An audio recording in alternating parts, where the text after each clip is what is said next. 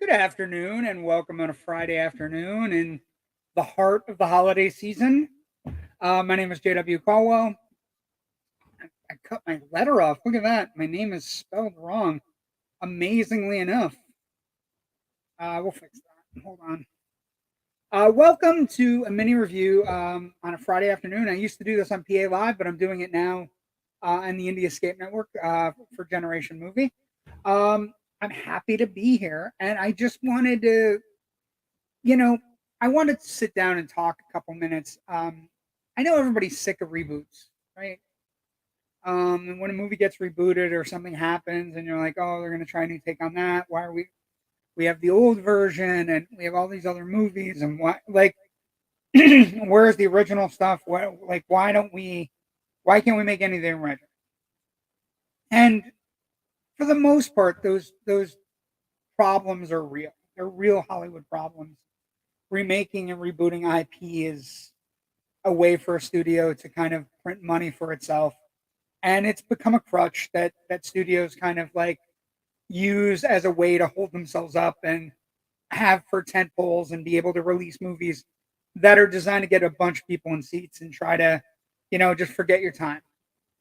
But every once in a while, a reboot happens, and it's nothing like its predecessor. It's completely fun, and it's imaginative, and it's well done, and you fall in love with it the moment the movie starts in the theater. And that is what happened to me during this.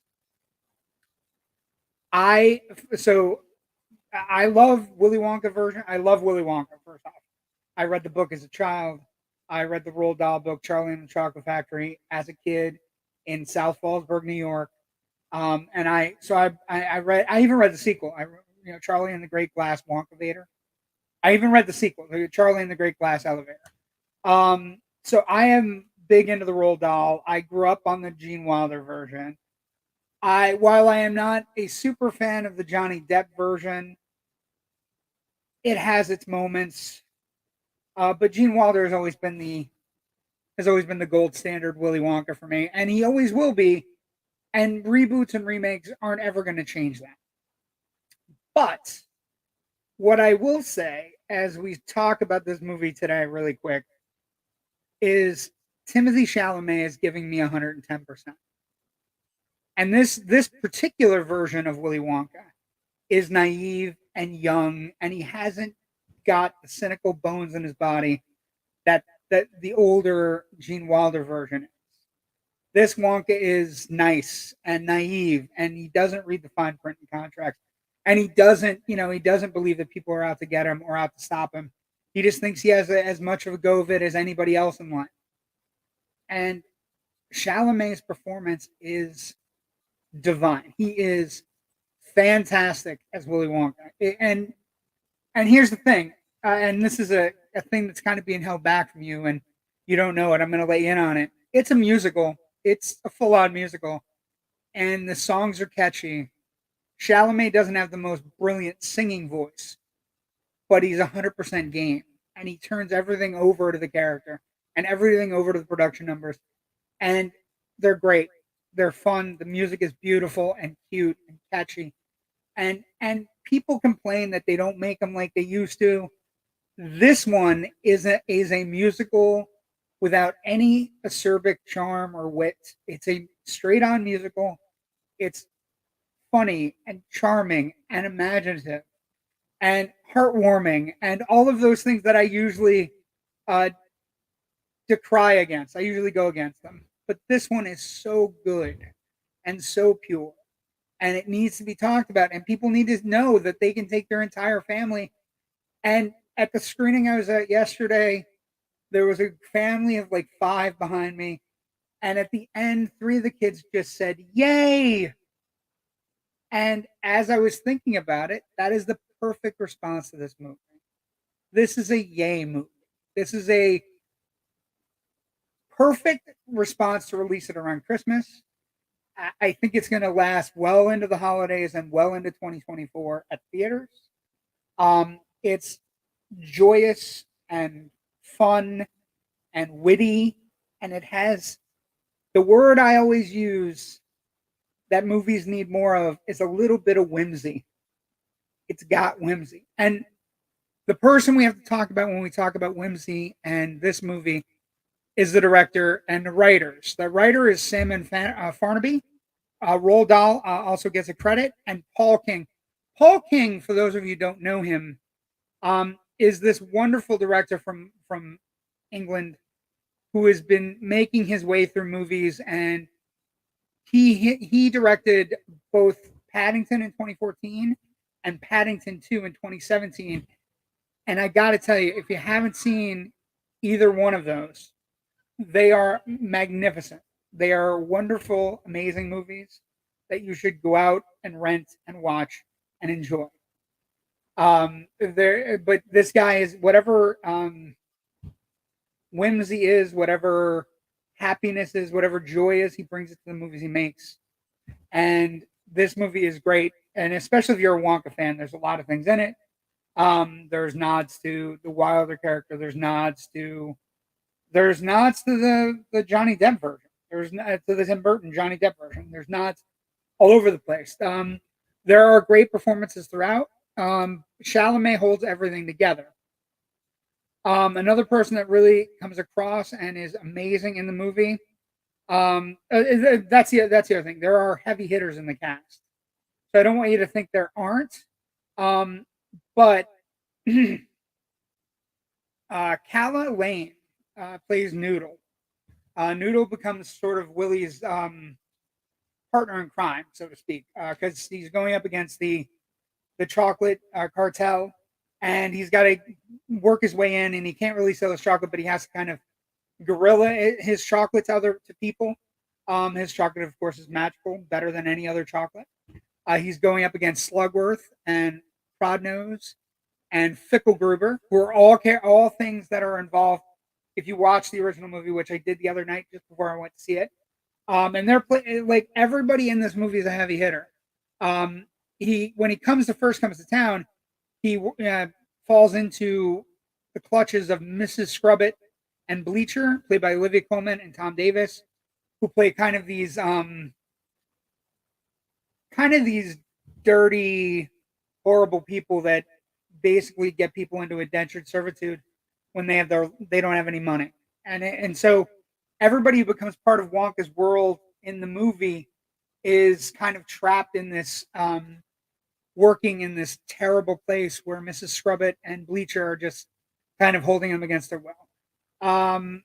It's really well done. There's lots of whimsy. There's lots of magic. Everything you would expect from a Willy Wonka movie.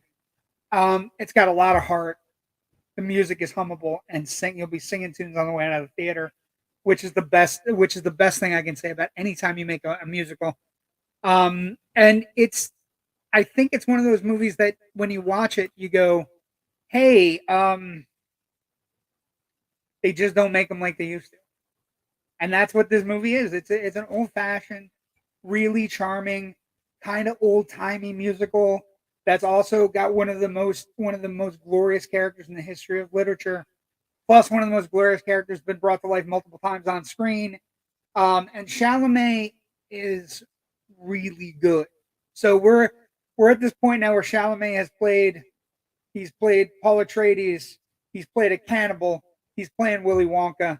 He can pretty much. He's this generation's big thing. And then the movie has a secret weapon. Midway through the movie, we're introduced to Hugh Grant as an Oompa Loompa who has ties to Wonka in some nefarious way. He's been stealing his chocolate, and he is at his Hugh Grant ish best. He brings a certain acerbic charm, and kind of busting Willie's chops, and it's just I can't tell you enough how great a movie it is. And I came out of it going, I just want families to go see it. I want people to go see it. I want people to enjoy it. It's got a charm to it that I can't explain. But here's the thing: if you've seen Paddington and Paddington 2, it's got those same things going for them. Paddington 2 are two of the best family movies in the last 20 years. And Paul King has his finger right on the pulse of what makes something wholesome and fun and engaging and witty, and where you can still teach without necessarily being as bad as Roald Dahl was with his hatred for children and his kind of meanness and all the other things that he brought to the table that was not great in real life. But this movie kind of gets rid of it, and Chalamet, whatever nuances or things that don't work, any of the script problems or anything, whatever, I don't think anybody's going to care or notice because the movie is just so charming. You fall in love with the characters, you root for the characters, you're rooting for Willie to get his thing, you're rooting for the Oompa Loompa to get his day, you're rooting against Slugworth and Fickelgruber and Prodnose, and it's just when the bad guys get their comeuppance at the end, everybody just says yay. I can't think of a better, more pure imagination reboot than this one. It goes to the head of the list with regards to reboots. If they're going, I don't know that they're going to do a franchise. I think Chalamet's going to be a little bit busy because I think after this movie he's going to be wanted for everything. I mean, he already kind of was.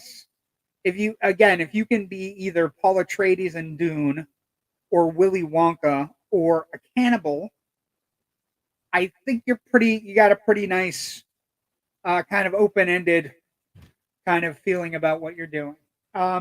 But Paul King is the winner here. If you haven't seen Paddington 2, I can't recommend seeing them enough. They need to be seen. They need to be experienced.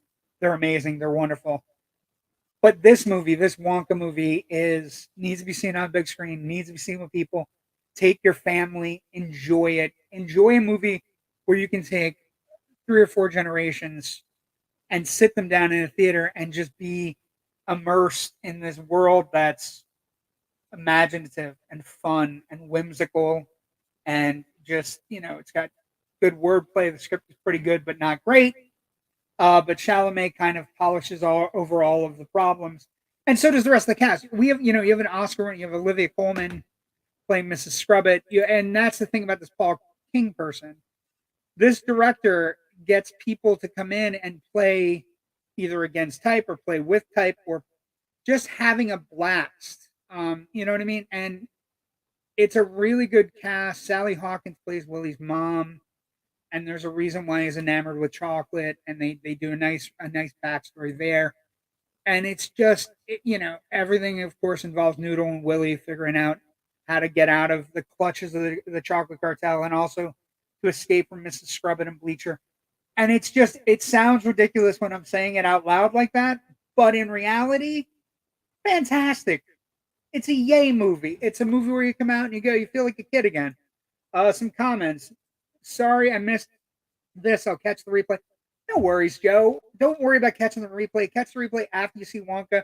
See if you agree with me. I can't say how much It was okay, not great. I wholeheartedly disagree. I think you're gonna. I think it's pretty great. Like that's just how I feel about it. Mrs. Scrubber like Phil and Mrs. Levitt learning to make her first meat pies. Yeah, they're base characters. They're base British characters. You know, yeah, but it's Olivia Colman playing Mrs. Scrubber. So it's like she's Olivia Colman is one of our great actresses going since The Favorite and a bunch of other movies that she's been making. She's popped her head in the MCU. I uh, I really love this movie, and I love Chalamet. I love Wonka. I love everything about it. I do. Again, the thing I told everybody early on is I've been a Wonka fan my entire life. I was raised on Charlie and the Chocolate Factory with Gene Wilder. This feels like these two Wonkas could be part of the same coin. I like that this Wonka is highlight new Oompa Loompa songs. I think all the songs are really nice. A Dream Under My Hat is I think all the songs are really great. Um, if it's called Dream Under My Hat, I would assume it's Dream Under My Hat. But hold on, I'll get the songs. That's the other thing. Chalamet's singing, not necessarily the greatest singer, but again, he's given 100. Um, and I can't pass it. I thoroughly enjoyed the movie, and I thoroughly enjoyed. Um, it's just delightful. It's not like I have no bad harsh words to sing. Um, no need to sing it from. Okay, let's not give any spoilers. We're not giving any spoilers. I don't want to give any spoilers. I want everybody to enjoy it. It's got chocolate. It's got Timothée Chalamet as Wonka. It's got a really nice cast of people that kind of come together. And it's just one of the more agreeable, pleasant films you're going to see this year. The screening I was at, everybody was kind of just like happy and chipper walking out and going out into the harsh realities of a holiday season that are hard on people. And I just think it's one of those movies where it hits all the things it needs to hit. And I think it's going to become one of those movies that people treasure. Um, I don't know if it'll be as treasured as the Gene Wilder version because it doesn't have the inherent cynicism that's involved in the original Charlie and the Chocolate Factory, and that's one of the things that could be a criticism. If you go into this Wonka going, well, it's nothing like Roald Dahl, or it's nothing like what we saw with Gene Wilder, you know, it isn't. It doesn't. He's naive. He's not cynical. He doesn't hate kids in this movie. He doesn't hate people. He hasn't been maybe screwed over once or twice too much by Slugworth or Pickle Gruber or Prodnose. He's not the same Wonka we get with that version. Um, good evening. I'm late. Hectic week. No worries. You can watch the replay, Ken. You're just here to find out if Wonka's worth your time and whether or not you want to take the people you love to see it. And the answer is a resounding yes. This is an easy one. It's a delightful movie. It's just fun and whimsical, and the songs are catchy. Script isn't. Again, the characters and the jokes and everything that goes into the movie are enough to kind of gloss over an underwhelming origin story. But it's I don't know. It's one of those movies where people can complain about reboots all the time, but here's one that's really good. And so, every once in a while the paradigm shifts. And this Paul King person, this director, when he gets his hand on something, I'm gonna be watching. Going forward, like Paddington and Paddington 2 seemed like flukes. Now that he's done Paddington and Paddington 2 and Wonka, he's somebody we have to take seriously. He's somebody that understands joy and whimsy. Okay, so let's see. I'm guessing it's Wonka's backstory. Yes, it's it's the Phantom Menace of the Willy Wonka universe, but there's no dead sand people. Better than most things released this year. Yeah, that's the key. Like the idea that it's saying it's okay and not great, and then go, but it's one of the best things released this year. I think you're right. I think the other thing about it is it's a four quadrant movie. It's parents and kids and grandparents and great grandparents and aunts and uncles. Everybody can go to this movie, and I think they will. And I think as Christmas season progresses, I think this one will kind of ramp up and just this is the one that theaters are going to be. This is the one theaters needed because I don't know. I'm really not sure on Aquaman. I don't think it's going to do super great. This is the one that has to kind of carry the torch for the rest of the Christmas season, and I think Paul King and company and Timothy Chalamet deserve a lot of credit. I think it's gonna do very well. It had a good opening night. The other thing is, when we're talking about these grosses and everything that happens, the last two Christmases were Spider-Man: No Way Home and Avatar: The Way of Water. So nothing is going to be able to live up to those two movies. We're talking $1 billion movies. This isn't a $1 billion movie, but it's a great movie that I think a lot of people are going to go see and really enjoy. And Chalamet is going to become a bigger star because of this movie.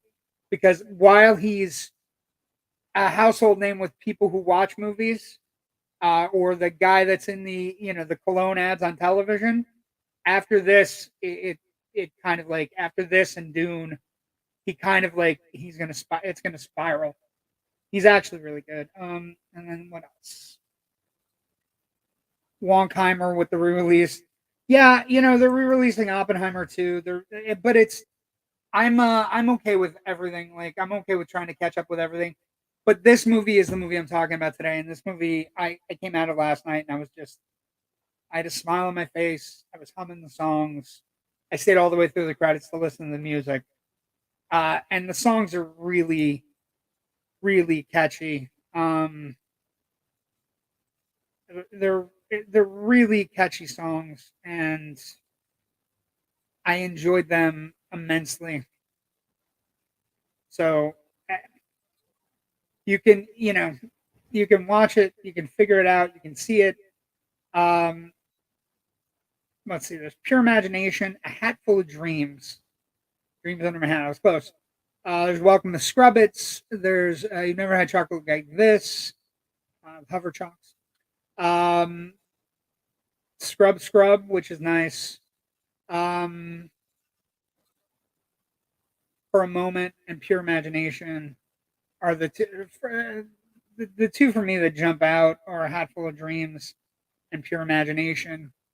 Although Pure Imagination isn't original to this movie. But when Chalamet sings it definitely has gravitas. So there you have it.